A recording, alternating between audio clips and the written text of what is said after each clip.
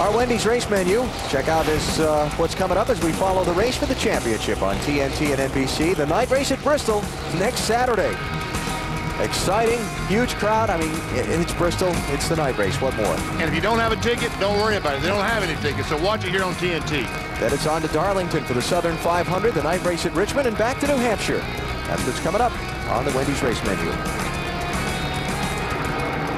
Jimmy Johnson is out in front here at Michigan International Speedway, leading by 1.4 seconds over Kevin Harvick. One caution in the race so far. Jamie McMurray bouncing off the wall, and he is in the garage getting repairs made to his machine. Let's take you through the field. Get you the quick snapshot on how your favorite drivers running so far. Bill, you're first. Thank you, Alan. This morning, Chad Canals, crew chief for Jimmy Johnson's 48 car, said this is the best car we've ever had here in Michigan.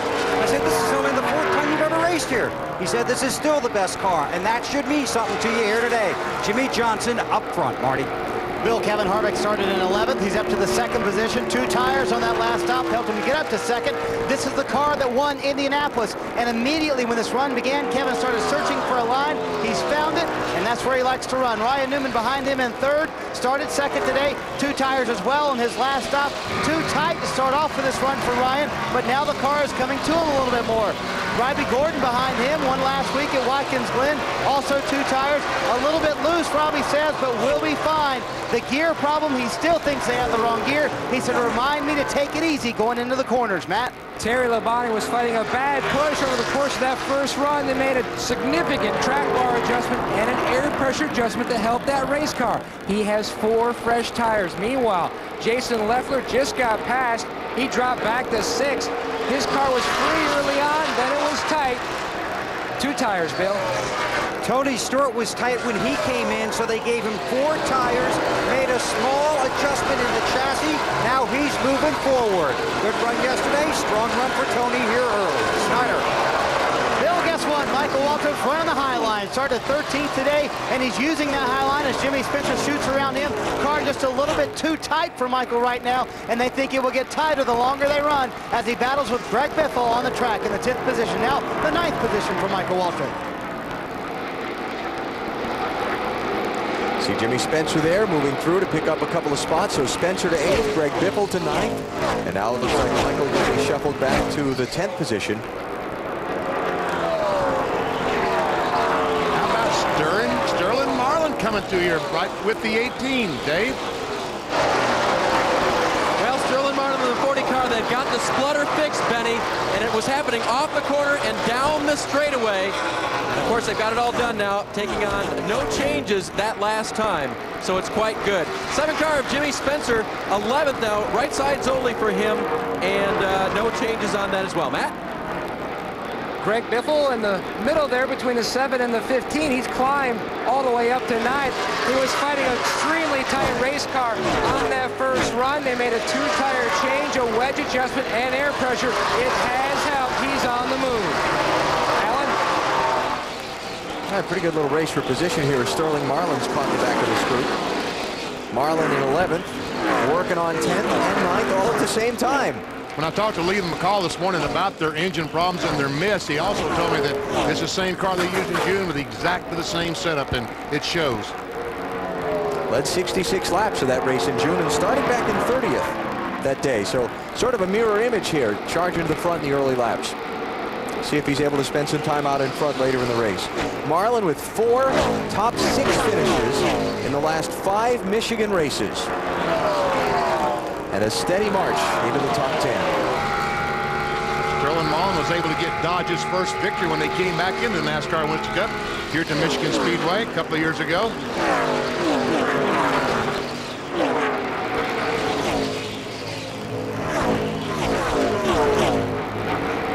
Top, middle, bottom. Yeah. He just can't seem to pull a pass off there on the bottom. Like we talked about earlier, it's better getting into the corner, and you can make up a lot of ground here, but this is where you need the momentum to slide up in front of that guy. Did it that time. So Marlin around Michael Waltrip and into the 9th spot.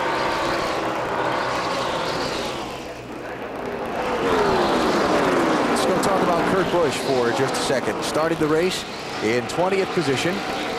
had moved up as far as 13th. Marty, he's back to 17th now. And he has the same race car that won here in June. This is also the same car that won in California for Kurt Busch. And earlier he came on the radio, and now a battle for the lead. Kevin Harvick trying Jimmy Johnson. Not quite.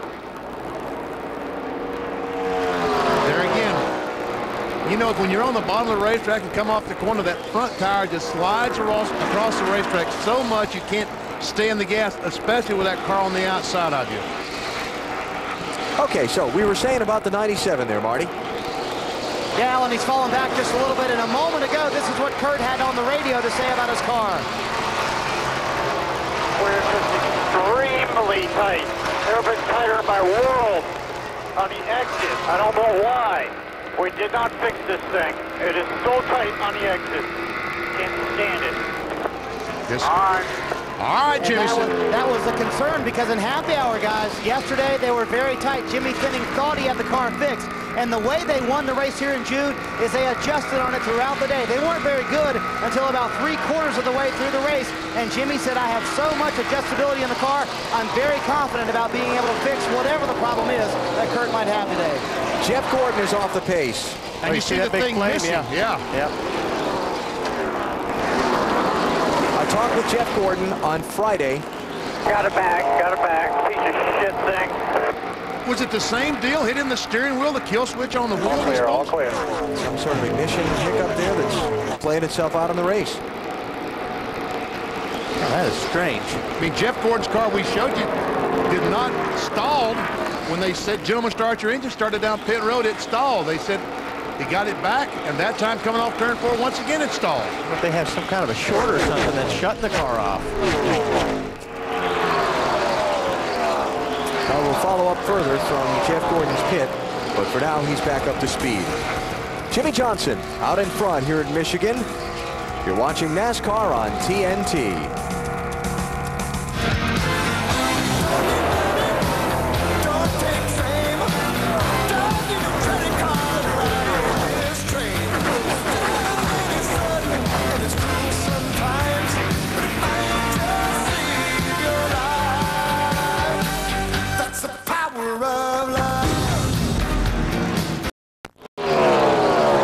At the Michigan International Speedway, Kevin Harvick is the new leader. As NASCAR on TNT continues with coverage of today's 400-miler, we're about to hit the 1/4 mark of the race. Harvick taking the lead from Jimmy Johnson just a lap ago, off of turn 4 and down the front stretch. Hey, watch inside the car of the 48 when Kevin Harvick gets right on the bumper. I think he goes, go over there to the right.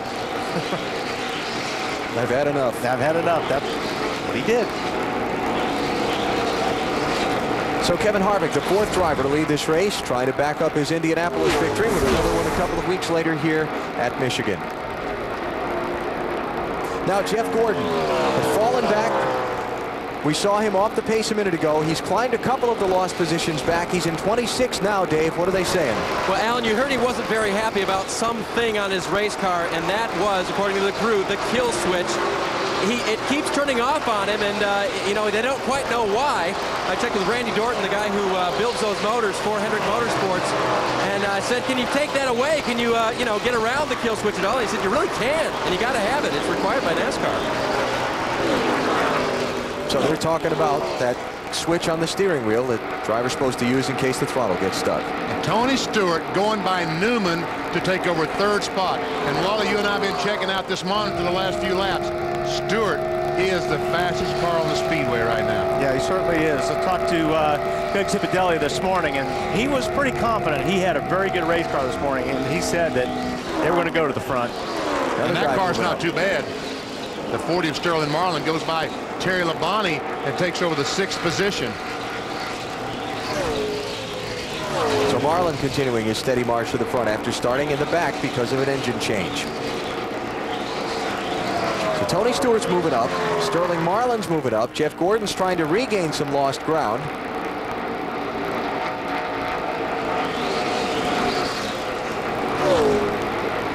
And Kevin Harvick is out in front as we reach the 1/4 point of the race. How about today's Singular Race Talk poll question?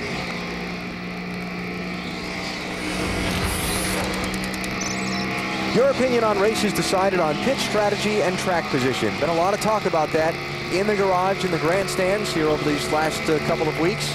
Let's hear what you have to say about it. Love them, not crazy about them, doesn't matter. Tell us what you think. Okay, I think I know what the answer is going to be. The majority is going to be, but we'll see. We will reflect your answers later in the program. Elliott Sadler's on pit road. Ricky Rudd is also. Looks like those guys might have made contact with each other. Yeah, there's a lot of damage there right in the door. The 8's gone from the 38.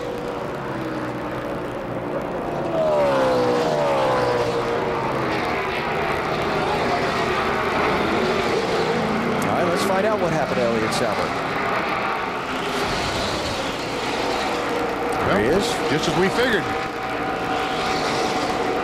Oh, ran out of room there. Wow. Yeah. Good save. Good save. And Jeff Gordon's in. Dave? Alan, I'm all the way on the other end of pit lane, but I just got a report from Matt Kenseth, who was racing around him.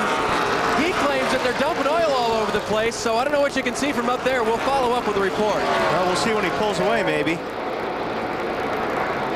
I only saw the fuel there. Me too. Now, these are very early pit stops, obviously, for Sadler and Rudd. We saw the contact and the reason why.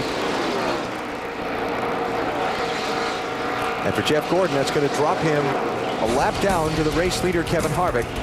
And we'll see what happens. All right, Kevin Harvick is out in front, just past the 1/4 point today here at Michigan.